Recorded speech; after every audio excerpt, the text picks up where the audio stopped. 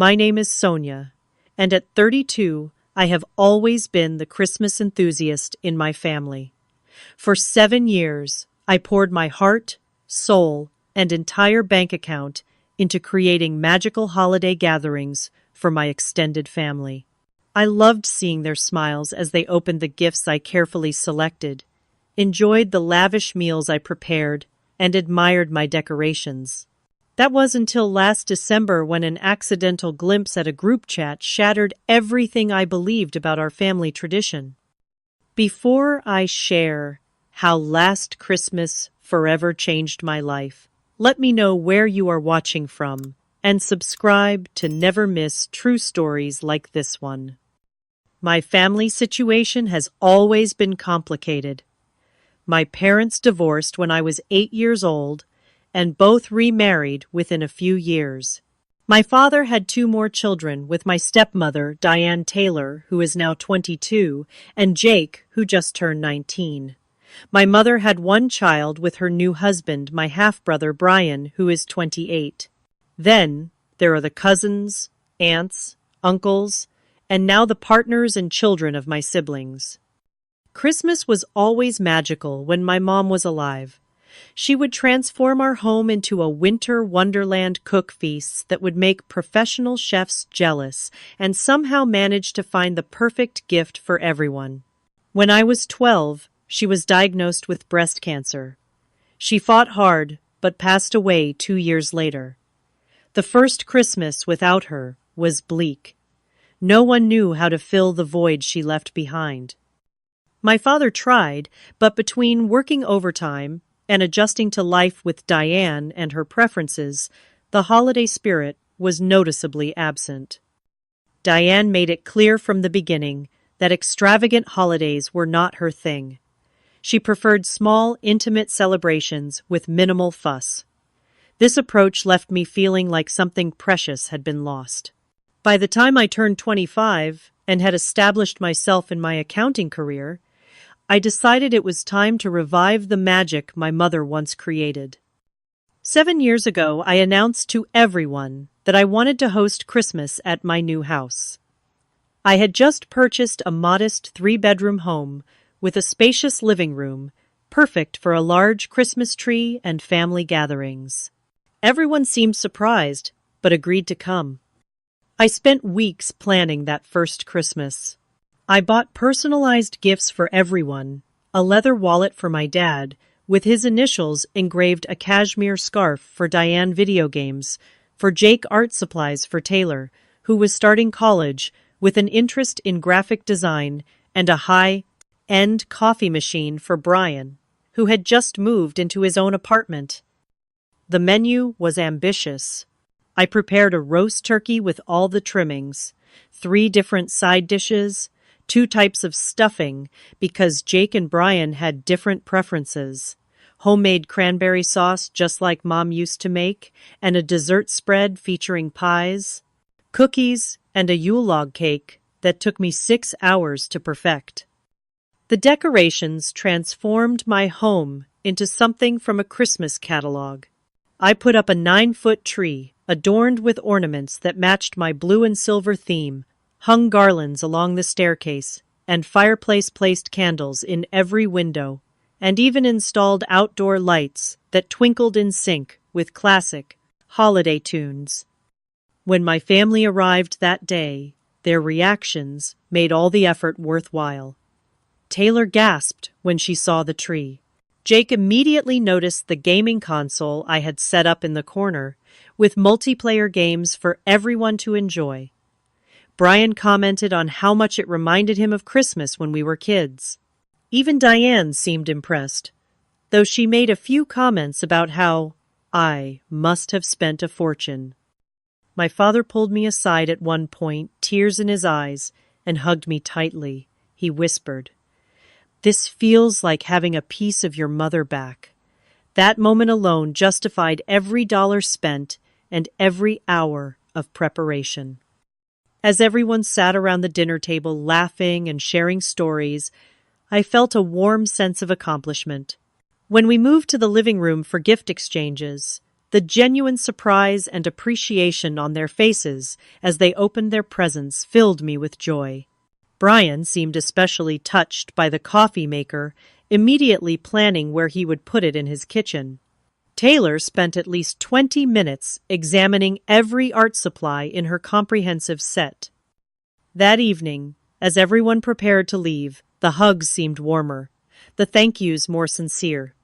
Jake, typically not one for emotional displays, asked if we could do this again next year. Without hesitation, I said yes. Little did I know, I was committing to a tradition that would eventually drain my finances and expose painful truths about my family. On the drive home, my father called to thank me again. We had not been particularly close since my parents divorced with him, often seeming distracted by his new family. But that night, he sounded like the dad I remembered from childhood. We talked for nearly an hour about Mom, about Christmas traditions, and about keeping the family connected despite our complicated dynamics. As I fell asleep that night, I felt like I had discovered my purpose, bringing my fragmented family together through creating meaningful holiday experiences. I believed I was honoring my mother while building something new and valuable.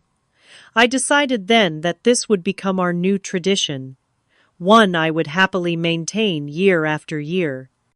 I spent the next few weeks basking in the afterglow of a successful family Christmas. I created a photo album of the day and sent copies to everyone. I started making notes about what worked well and what could be improved for next year. I even began setting aside a small portion of each paycheck in a separate account labeled Christmas Fund, determined to make next year even more special. What I failed to realize was that I had set a precedent, created expectations that would grow each year, and positioned myself as the sole provider of holiday magic. The warm feelings of that first Christmas blinded me to the burdens I was willingly placing on my shoulders.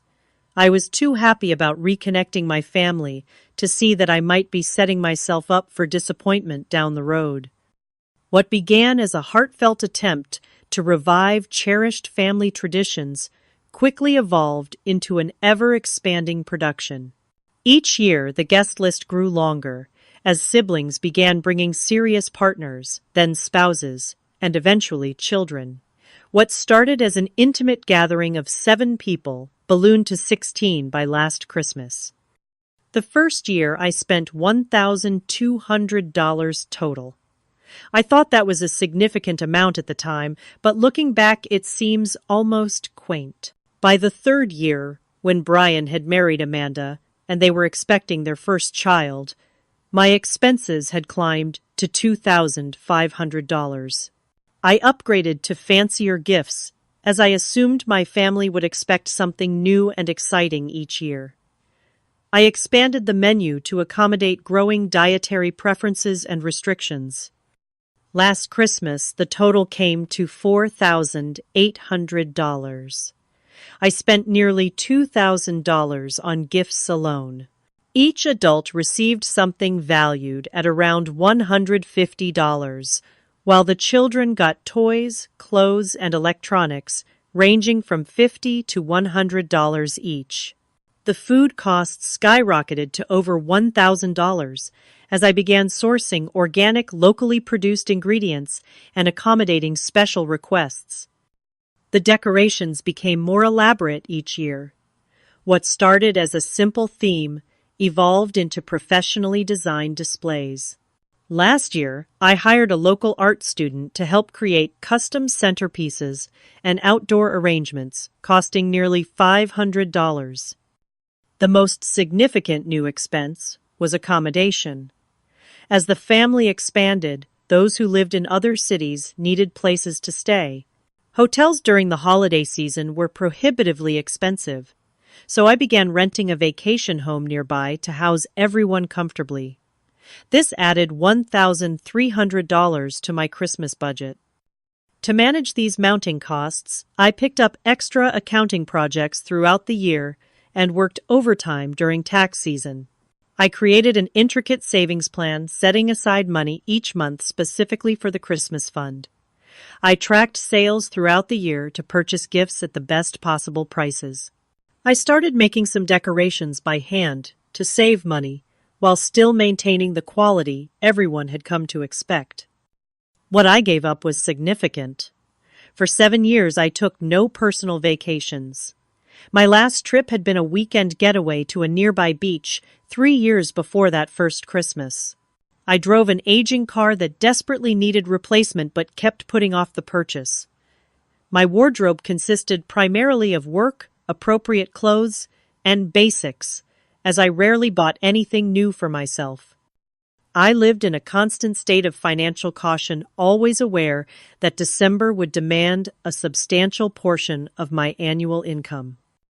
My best friend Jessica witnessed this transformation with increasing concern. We met for coffee monthly, and each time she would gently question my dedication to this expensive tradition. "Sonia, do they even appreciate what you do for them?" she asked me last October as I showed her the Christmas gift list I had been meticulously planning. "Of course they do," I replied defensively. "You should see their faces when they open their gifts. They love it." "But do they ever offer to contribute, to help with the cooking or decorating or cost?" Jessica persisted. I brushed off her concerns. "They have their own expenses. Brian and Amanda have 2 kids now. Jake is still in college. My dad is helping Taylor with her student loans. They can't afford to pitch in, and I don't mind. I love doing this." Jessica gave me that look, the one that said she knew better but would not push further. "If it makes you happy, then great, but just make sure you are not being taken advantage of."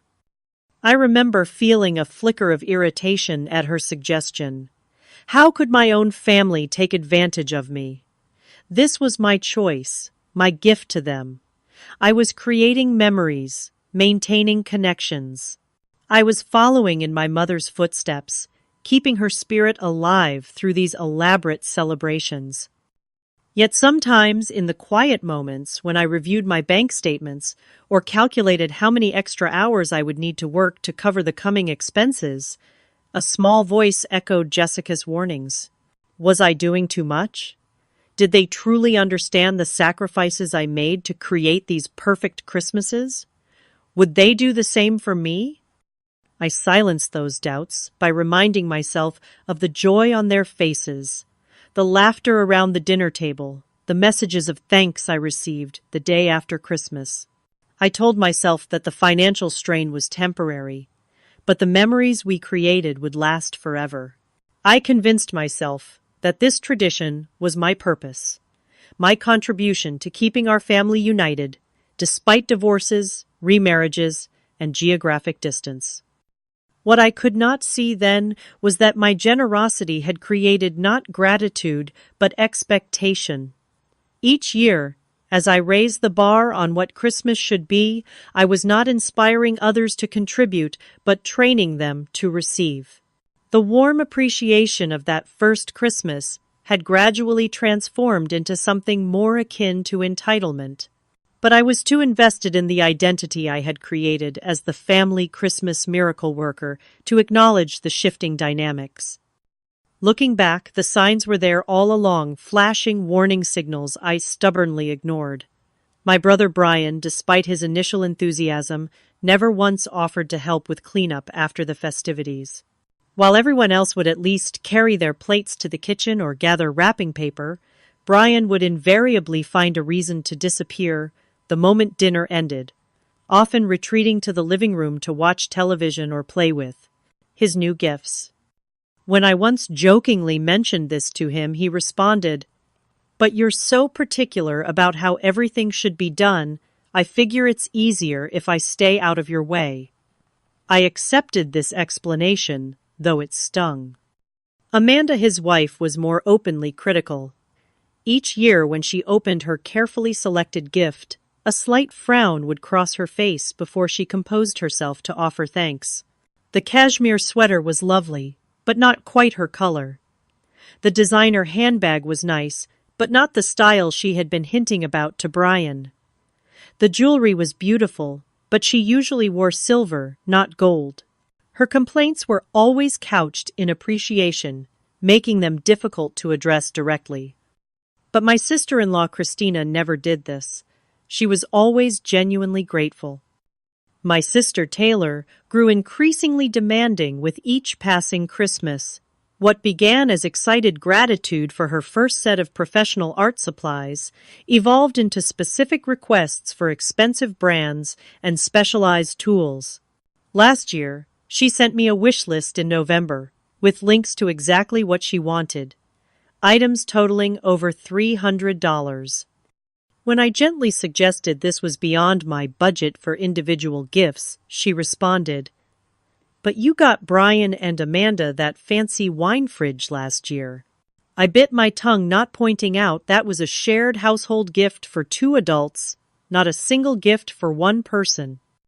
My stepmother Diane never quite approved of my Christmas extravaganzas. In the early years, her criticism was subtle comments about excess and waste slipped between compliments on the food or decorations. As time passed, she became less guarded in her disapproval. "Christmas is about family, not fancy gifts and gourmet food," she would declare while accepting the expensive perfume I had bought her and helping herself to seconds of the prime rib I had spent hours preparing. The expectations grew more demanding each year. Jake began comparing my Christmases to those he saw on social media from his college friends. "Why don't we do a Secret Santa exchange like Ryan's family? They all get one really amazing gift instead of lots of smaller ones." When I explained that I enjoyed selecting something special for each person, he shrugged and said, "Just seems inefficient."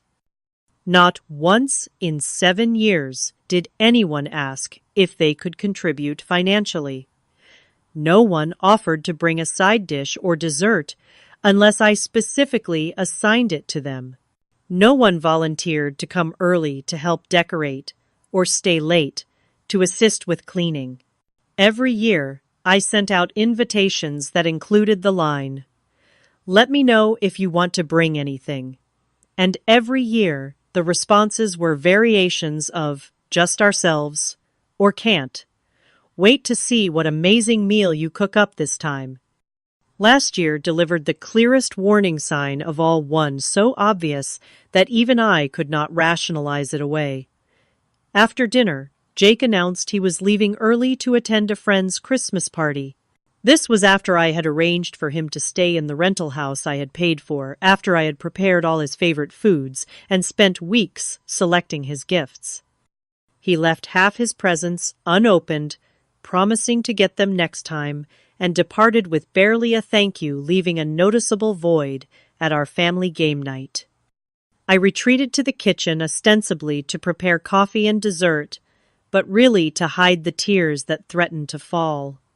My father followed me, perhaps sensing my distress. "Jake is just at that age," he offered awkwardly. "You know how kids are. Your celebration is wonderful, Sonia." His words, meant to comfort, only highlighted how little he understood my feelings. It wasn't just about Jake's absence. It was about the cumulative weight of planning, spending, and executing these perfect Christmases while feeling increasingly unappreciated. That night, after everyone had left, and I was alone in my house, surrounded by the remnants of another elaborate Christmas, I allowed myself a moment of honest reflection. The magic I had felt that first year had dimmed considerably. The joy of giving had been overshadowed by the stress of meeting unspoken expectations. The warm family connections I sought to nurture felt increasingly one-sided. Yet stubbornly committed to the tradition I had created, I began planning for the next Christmas almost immediately. I convinced myself that I just needed to make it even more special, even more magical. Perhaps then my family would see and appreciate the love I was trying to express through these celebrations.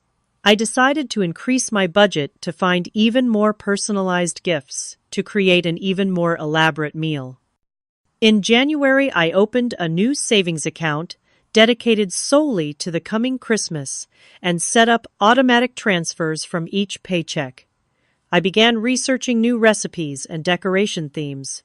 I started a document tracking gift ideas as they occurred to me throughout the year. I was doubling down on my commitment, despite the warning signs flashing all around me. I was determined to create a Christmas so perfect that it would reignite the appreciation and connection I so desperately sought from my family. The revelation came in mid-November, just weeks before Christmas, when my preparations were already well underway. Taylor had asked if she could stop by to use my printer for a school project. Her printer had broken, and she needed to print several color documents for a presentation. Of course I welcomed her, happy for any opportunity to spend time with my sister. While Taylor worked on her laptop at my dining table, her phone kept buzzing with notifications. Eventually, she asked if she could use my bathroom. As soon as she left the room, her phone buzzed again. I glanced over. Not intending to snoop, but the message preview caught my eye. From Brian, "Is Sonia still doing her Christmas extravaganza? Do we have to go again?" Something about the wording made my stomach knot. The casual dismissal of what I had poured my heart into as an extravaganza, the reluctant "do we have to go," suggested this was not an isolated sentiment. Before I could process my thoughts, I found myself reaching for Taylor's phone. She had left it unlocked, the message thread fully visible. What I saw next made my blood run cold. The group was titled Family Minus Sonia, and it included everyone: my father, Diane, Brian, Amanda, Jake Taylor, even my cousins and aunts who attended my Christmas celebrations. I began scrolling through the messages, each one a fresh dagger to my heart. Brian had written, "Another year of playing nice with the holiday parasite. She thinks she is doing us all this huge favor, but honestly, it's just her way of controlling where everyone goes and what everyone does during the holidays. I have to cancel on 2 other parties because Sonia would freak if we didn't come to hers." Amanda replied, "The worst part is having to pretend her gifts are exactly what we wanted. I swear, if I get another overpriced item I have to fake happiness about, I will scream. She only does this to show off anyway. Look how generous I am. Look how much money I spend. It's all about her ego." Diane had chimed in. "Has anyone noticed the gifts have gotten cheaper over the years? Last year, she gave me bath products. Bath products. After all these years of me pretending to enjoy her over-the-top dinners? At least when you host something, you get to choose the menu. She makes the same dishes every year and acts like she's reinvented Christmas dinner." My eyes blurred with tears as I continued reading.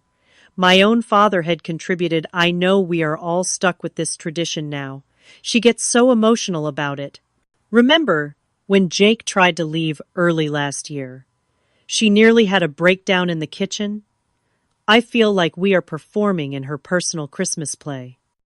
The most recent messages discussed plans for the following year. Jake had suggested, "Next year, let's all say we are going on a ski trip or something. We can actually go and have fun, instead of sitting through another 5-hour dinner listening to Sonia talk about how she found everyone the perfect gifts." Taylor had responded, "That sounds amazing. No offense to my sister, but these Christmases are so boring. Same thing every year. At least if we went skiing, there would be something fun to do." My hands were shaking so badly I nearly dropped the phone. I heard the bathroom door open and quickly placed the device back where Taylor had left it, then pretended to be adjusting decorations on my mantel. My face felt hot, my eyes stung with unshed tears, but somehow I maintained my composure as Taylor returned. "Do you need help with anything else?" I asked, my voice surprisingly steady despite the hurricane of emotions inside me. "No, I am all good. Thanks for letting me use your printer." Taylor gathered her things completely unaware that my entire world had just collapsed. After she left, I sank onto my couch, the full weight of what I had discovered crushing me. Holiday parasite, show off, boring, controlling. The words swirled in my mind, each one stripping away years of cherished beliefs about my role in our family. I pulled out photo albums from past Christmases, studying the faces in the pictures with new eyes. Were those smiles genuine? Was that laughter real? Had they all been acting, performing in what my father had callously called my personal Christmas play?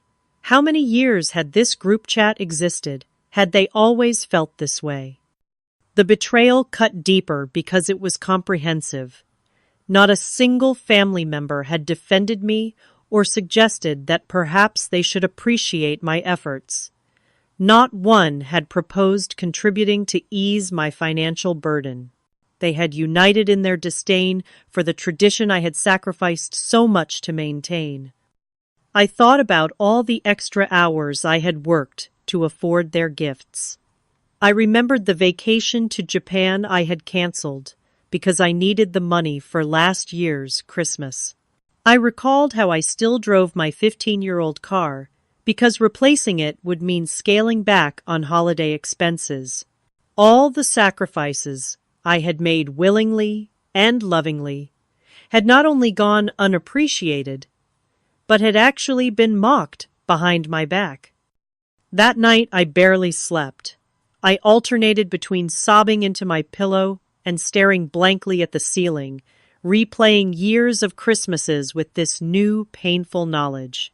By morning, my sadness had hardened into something else: determination. I would not be their holiday parasite any longer. I would not continue to sacrifice my financial security and emotional well-being for people who did not value either. As the sun rose, I made myself a strong cup of coffee and began to formulate a plan. This would be the last Christmas my family would take advantage of me, and they would not even get to enjoy the benefits this time. 7 years of generosity had earned me nothing but ridicule and ingratitude. It was time to give myself the gift of standing up for my own worth. I called in sick to work that day, something I rarely did. I needed time to think, to plan, to process the overwhelming emotions threatening to drown me. My first call was to Jessica. Through tears, I explained what I had discovered. "I hate to say I told you so," she said, after listening patiently, "but I have been worried about this for years, Sonia. No one should have to bankrupt themselves to buy their family's love, especially when they are not appreciative." Her words, though hard to hear, crystallized something in my mind. Had I been trying to buy my family's love? Had I been using these elaborate Christmases as a way to secure my place in a family that had fractured and reformed without me at its center? "What should I do?" I asked her, feeling lost. Part of me still worried about disappointing everyone, still felt responsible for their Christmas experience. "Cancel everything," Jessica said firmly. "All of it. They don't deserve your effort or your money. Use that $4,800 on yourself for once." "I can't just cancel Christmas," I protested weakly. "What would everyone do?" Jessica laughed, though not unkindly. "They are adults, Sonia. They will figure it out. Maybe they'll finally appreciate what you've been doing all these years when they have to do it themselves." After we hung up, I sat at my kitchen table, surrounded by Christmas planning documents, gift lists, menu ideas, and decoration schemes. 7 years of tradition spread out before me. The thought of canceling everything still felt radical, almost sacrilegious. These Christmases had become such a core part of my identity that abandoning them meant confronting who I was without them. But as I reviewed my credit card statements from previous Decembers, calculated the total I had spent over 7 years, and read through past texts from family members that now seemed so obviously perfunctory in their thanks, my resolve strengthened. They had been taking advantage of me, and it needed to stop. I created a new document, a cancellation checklist. First, I listed all the orders I needed to cancel gifts I had already purchased or placed on hold at various stores, grocery deliveries, scheduled for Christmas week, the rental house deposit. Next, I outlined what I would do instead: book a vacation for myself somewhere warm and far away from the obligations and expectations that had defined my holidays for so long. With shaking hands but growing confidence, I began making calls. I canceled the $500 deposit on the rental house, accepting the $100 cancellation fee as a small price for my freedom. I returned to stores to cancel gift orders or return items already purchased. I called the catering company that was supposed to deliver additional food and canceled their services too. Each cancellation felt simultaneously terrifying and liberating. I was dismantling the structure I had built so carefully over 7 years, the tradition I had poured my heart and finances into. Yet with each phone call, each crossed-off item on my list, I felt lighter. That evening, I booked a vacation package to Hawaii, departing December 23rd and returning January 2nd. 10 days of sunshine, beaches, and freedom from family obligations.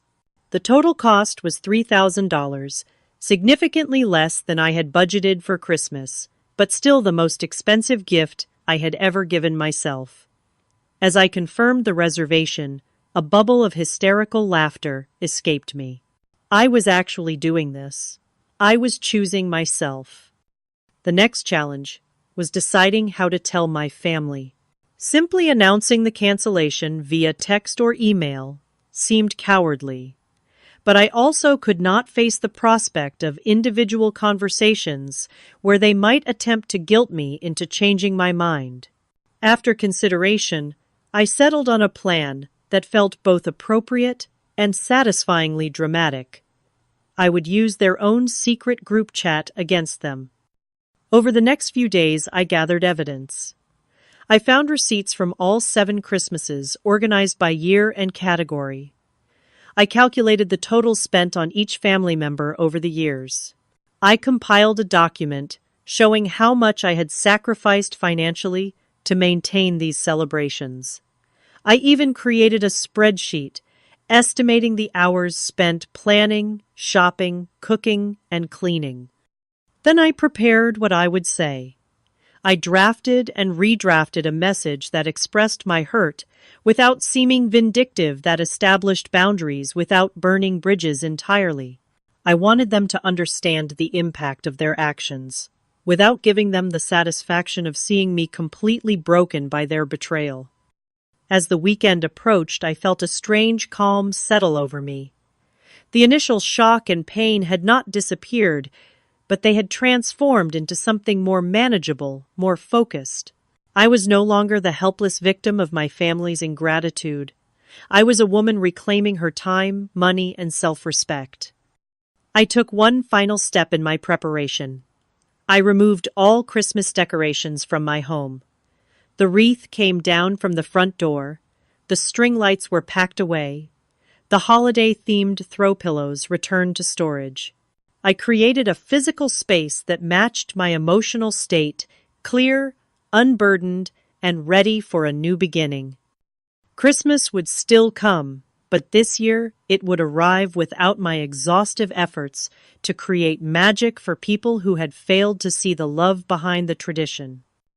On Sunday morning, exactly 1 week before Christmas, I texted Taylor with what I hoped sounded like casual cheerfulness. "Hey, could you add me to the family group chat? I have some Christmas update photos I want to share with everyone at once." Her response came quickly. "Sure, which family chat?" I took a deep breath. "The one titled Family minus Sonia," I replied. "The one where Brian calls me a holiday parasite." There was a long pause before her next message appeared. "Sonia, I can explain. It's not what you think." I didn't respond. 5 minutes later, My phone buzzed with a notification. Taylor had added me to the group chat. I watched as confusion rippled through the conversation. Taylor, why did you add Sonia to this chat?" Brian wrote. Before anyone else could respond, I made my move. I uploaded a PDF document containing scanned receipts from 7 years of Christmases, organized by year and categorized by expense type. The total at the bottom was highlighted $27,340. I followed this with my carefully crafted message. "Good morning, everyone. I hope you don't mind me crashing your private chat. I wanted to share some interesting figures with you. Above are the receipts for 7 years of Christmas celebrations I have hosted and fully funded. $27,340 total. That averages $3,905 per year, though. As you can see, the amount has increased over time. For 7 years, I have worked extra hours, sacrificed my own needs, and dedicated countless hours to creating what I thought were meaningful family experiences. I did this out of love and a desire to keep our family connected despite our complicated dynamics. Imagine my surprise when I discovered that behind my back you have been mocking these efforts. I am the holiday parasite, am I, Brian? I am showing off and feeding my ego. Amanda, my gifts are getting cheaper. Diane, you are all performing in my Christmas play. Dad? I have canceled the rental house for this year. I have returned all gifts. I have canceled the food orders. I will be in Hawaii during Christmas, enjoying my first real vacation in 8 years. Perhaps next year you can all go on that ski trip, Jake suggested. It sounds fun. I do not expect apologies or explanations. This message is simply to inform you that I am no longer available to be the unappreciated sponsor of our family Christmas. I wish you all happy holidays and best wishes for the new year. I hit send, then silenced my phone and placed it face down on my coffee table. My heart was racing, adrenaline coursing through my veins. I had done it. I had stood up for myself, set a boundary, and reclaimed my power in one decisive action. 10 minutes later, curiosity got the better of me, and I checked my phone. The group chat had exploded. Brian was defensive. "This is being blown way out of proportion. We were just venting. Everyone complains about family stuff sometimes. Doesn't mean we don't appreciate what you do." Amanda attempted to justify their behavior. "Sonia, you have to understand that you put so much pressure on everyone with these perfect Christmases. We feel like we can't ever say no or suggest changes without hurting your feelings. That chat was just a place for us to be honest without worrying about upsetting you." My father took a different approach. "Honey, I am so sorry you saw those messages. We should talk about this in person. Please call me. I am sure we can work this out before Christmas." Diane was less conciliatory. "This is exactly the kind of dramatic reaction I was talking about. Now you have ruined Christmas for everyone, including the children. Is that what you wanted?" Jake surprisingly was more reflective. "I didn't realize how much money you were spending on all of this. That's actually insane. I'm sorry for being ungrateful." Taylor sent me private messages alongside her contributions to the group chat. "I am so sorry. I should have stood up for you. I didn't mean the things I said. Please talk to me." I read through all their responses, noting how each one revealed something about their character. None of them, except perhaps Jake, seemed to truly understand the depth of my hurt or the legitimacy of my reaction. They were still centered on their own feelings, their own experiences of the situation. More messages poured in throughout the day. My phone rang repeatedly, my father and Taylor taking turns trying to reach me. I let each call go to voicemail. I was not ready to hear their voices to be pulled back into explanations and justifications that would only serve to minimize my feelings. Instead, I focused on finalizing preparations for my trip. I arranged for a neighbor to collect my mail and water my plants. I packed summer clothes I had not worn in years, remembering with a pang that I had skipped beach vacations to save for Christmas expenses. I bought new sunglasses and a wide-brimmed hat, small luxuries that felt symbolic of my new commitment to self-care. By evening, when I finally checked the group chat again, the tone had shifted. My continued silence had made it clear that I was serious, that this was not a temporary outburst to be managed with placating words or emotional appeals. Brian had written, "I guess we really messed up. I didn't realize how much Sonia was spending on these Christmases. We should have been contributing." Amanda, still somewhat defensive, but softening, added, "Maybe we can plan something for when she gets back. Show her we do appreciate her." My father sounded defeated. I failed as a parent here. I should have seen what was happening and stepped in. Sonia has been carrying this family tradition alone for too long. I turned off my phone completely then. I had said what I needed to say. I had set my boundary. Now I needed space to heal, to rediscover who I was outside of my role as the family Christmas coordinator. I would deal with rebuilding relationships if I chose to, after I had taken care of myself first. The week before my departure passed in a blur of practical preparations and emotional processing. I donated the few Christmas decorations I had already set up to a local charity. I arranged for automatic bill payments while I was away.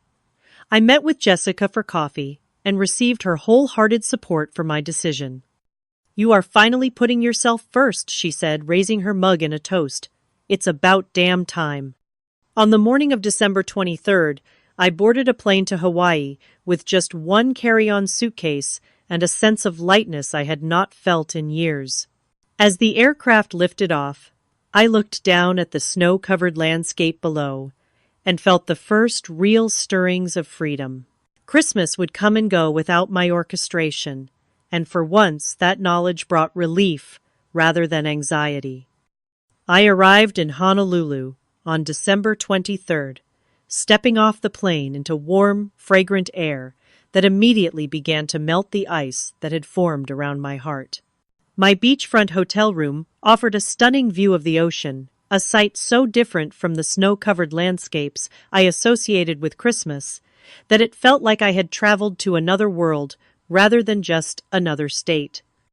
That first night, I sat on my balcony, watching the sunset phone, still turned off, cocooned in solitude. The decision to disconnect completely from my family during this time was both terrifying and necessary. For 7 years, I had defined myself by my role as the creator of our Christmas tradition. Who was I without that identity? As Christmas Eve dawned bright and sunny, I felt the first pangs of doubt and loneliness. I had breakfast alone at a beachside cafe, surrounded by couples and families enjoying their holiday vacations. The cheerful Christmas music playing softly in the background reminded me of what I had left behind. For a brief moment, I questioned my decision. Had I overreacted? Would I regret spending Christmas alone? I pushed these thoughts aside and headed to the beach, determined to create new experiences.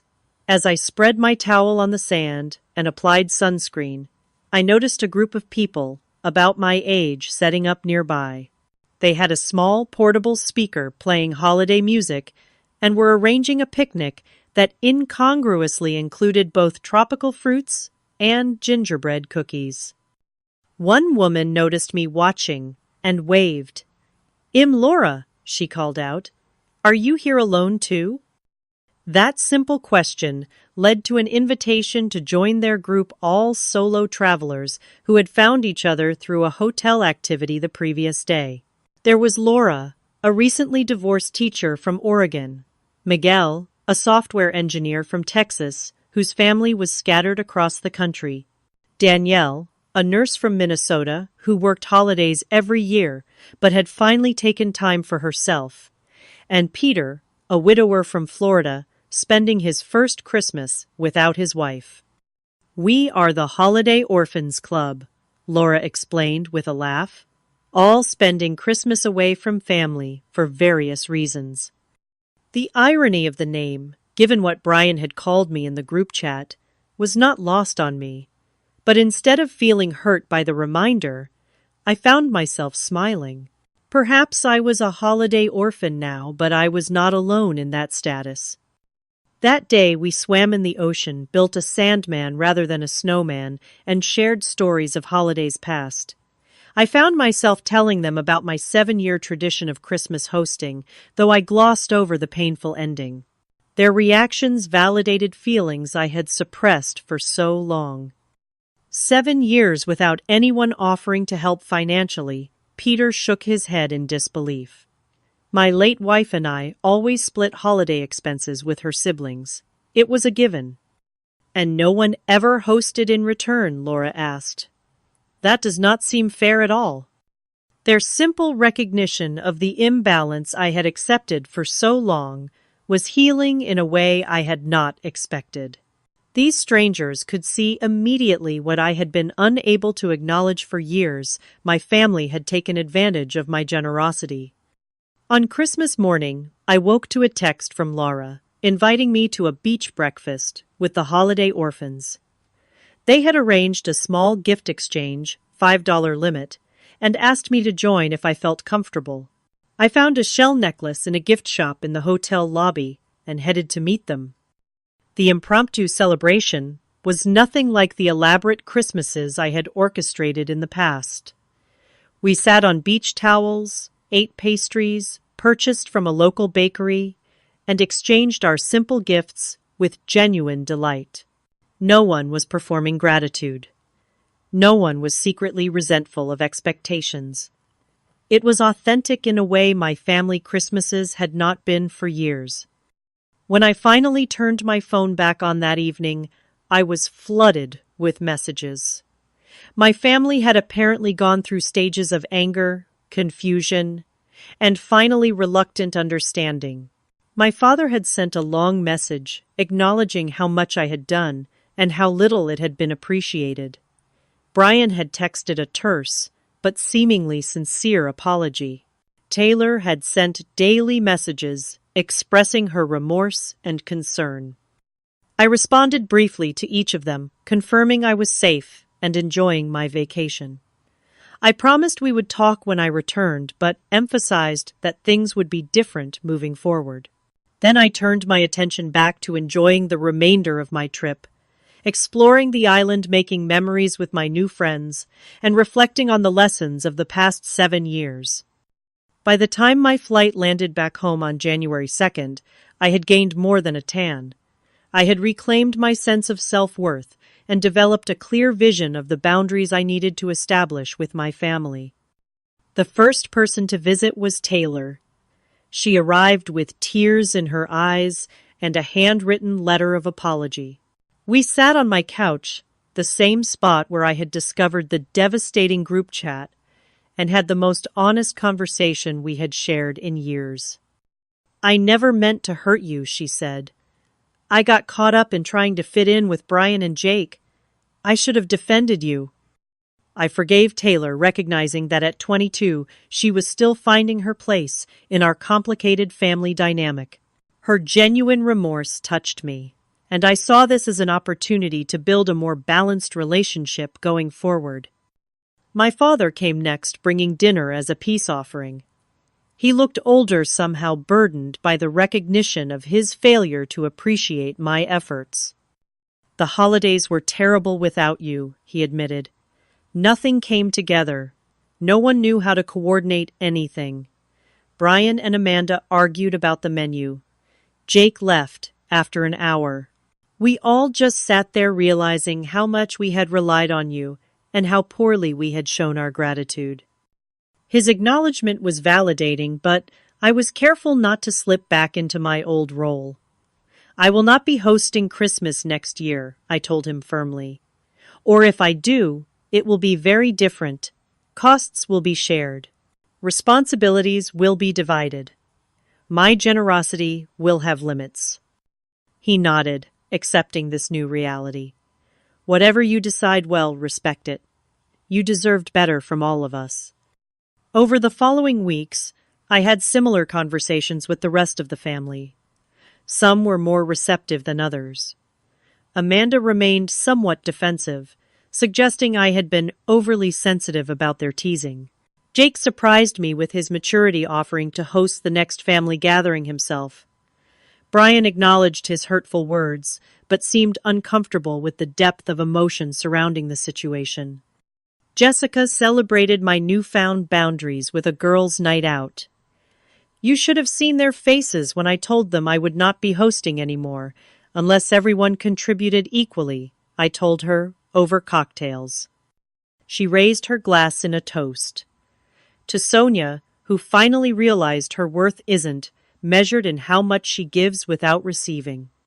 As the months passed, my relationship with my family slowly rebuilt on more equal footing. I stopped being the default organizer, the one who always took care of everyone else at her own expense. I learned to say no without guilt, and yes with clear expectations. Most importantly, I learned that love should not require financial sacrifice or unreciprocated effort. When Christmas approached again, I faced it with a new perspective. I accepted an invitation to a small dinner at my father's house, bringing only a dish to share and gifts within my comfortable budget. The celebration was simpler than those I had orchestrated in the past, but there was an authenticity to it that had been missing before. Taylor helped with the cooking. Brian and Amanda brought dessert.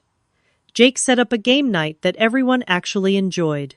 My father gave a toast acknowledging how different this Christmas was, and expressing hope that our family had learned important lessons about appreciation and reciprocity.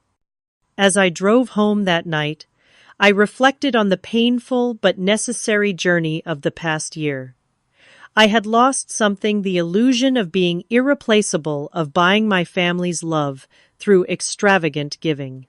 But I had gained something far more valuable: self-respect, healthy boundaries and relationships, based on mutual care rather than expectation and obligation. The holiday parasite label that once wounded me so deeply now seemed absurd. I was not a parasite. I had been a host being slowly drained by unappreciative guests. By breaking that cycle, I had freed not only myself but my family from an unhealthy dynamic none of us had been brave enough to address. Sometimes the greatest gift you can give yourself is the courage to stop giving so much to those who take it for granted. Learning to value yourself enough to establish boundaries is not selfish, it's necessary for genuine relationships to flourish. Have you ever found yourself giving too much in a relationship, whether with family, friends, or partners? Share your experience in the comments below. How did you recognize the imbalance? And what steps did you take to address it? Like and subscribe for more stories about overcoming difficult family dynamics and building healthier relationships. Thank you for listening to my journey. And remember, true generosity flows from abundance, not from depleting yourself to fill others.